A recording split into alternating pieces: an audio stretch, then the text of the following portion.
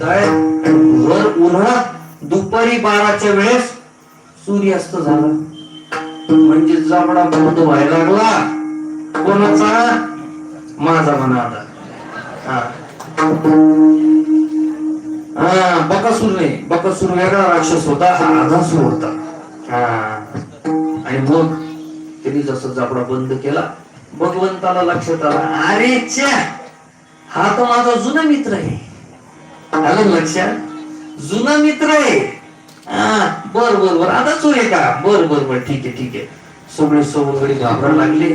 त्याच्या जिभेच हळूहळू माती सरकल्यानंतर विष निर्माण व्हायला लागलं. त्या विषाच्या वासानी आणि त्या गंधाने बरेच जण बेशुद्ध पडले त्या जबड्यामध्येच.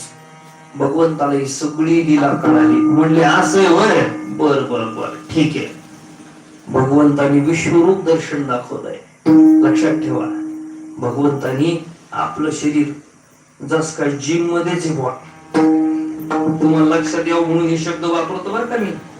पूर्वीचा शब्द व्यायामशाळा होती, आता त्याला नवीन रूप बदललेलं आहे. मराठीत जिम म्हणतात त्याला. बऱ्याच जणांना न कळल्याबद्दल धन्यवाद. ते म्हणते डंबेल असं करते व्यायाम, त्याला जिम म्हणते. भगवंतानी जेच आपलं शरीर फुगवायला सुरुवात केली महाराज. कसा तो चतुरा तो शिरोमणी, गुण लावण्याची खाणी, मुकुट सकळामणी, धन्य तुझी विठोबा. जे शरीर फुगवलं फुगवलं फुगवलं, आधासुरापेक्षा मोठं. जसा जांभळा फाडायला लागला, आतडी तुटायला लागले, आवाज झाला. सगळे सवंगडी बाहेर फेकले गेले. भगवंतानी सगळ्यांना, जे मूर्छित होते, जे बेशुद्ध पडले, फक्त डोक्यावर हात फिरवला, परत सगळे शुद्धीत आले. त्याच्याच हातात ना कोणाला बेशुद्ध पाडायचं, कोणाच्या घराजवळ गर्दी करायची. किती वेळ लागतो सांगा ना मला. त्यांनी ठरवलं तर. आणि आजकाल नवीन पद्धतीने जीव जाण्याच्या आधीच बॅनर लागतात भावपूर्ण श्रद्धांजलीचे.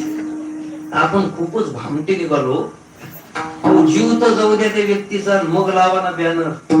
काय ते बॅनरचं पडलंय लोकांना कमालच वाटते मला. असो, सगळ्यांना मूर्छित पडलेले सगळे शुद्धीत आणले. आधासुराला कळालं आपला उद्धार भगवंताच्या हाताने झाला. त्याला आनंद व्यक्त करू लागला.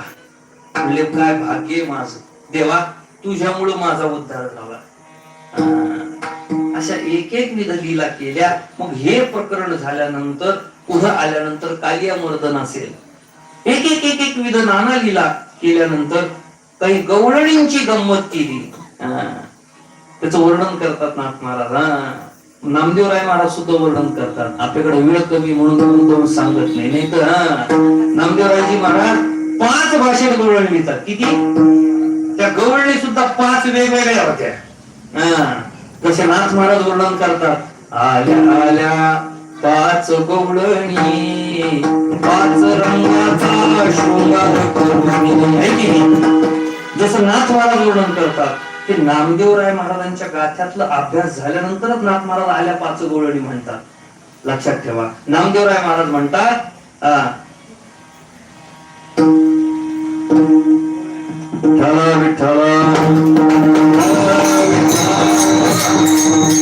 थकविल्या थकविल्या थकविल्या गवळणी, थकविल्या थकविल्या थकविल्या गवळणी, थकविल्या थकविल्या थकविल्या गवळणी, थकविल्या थकविल्या थकविल्या गवळणी, थकविल्या गवळणी,